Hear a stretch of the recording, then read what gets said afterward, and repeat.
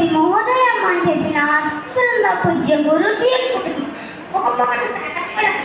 माने आज आयोजित सभार विषय वस्तु रखा उन्नत ओडिशा गठन शिक्षा और संस्कृति उक्त विषय आधार कर वक्तव्य आरंभ करुछि। शिक्षा हेउछि मानव जीवन दीप शिक्षा यह मनुष्य ज्ञान अंधार ज्ञान आलोक को नहीं जाए। शिक्षा बिना उन्नति केवल एक मरुभूमि मरीचि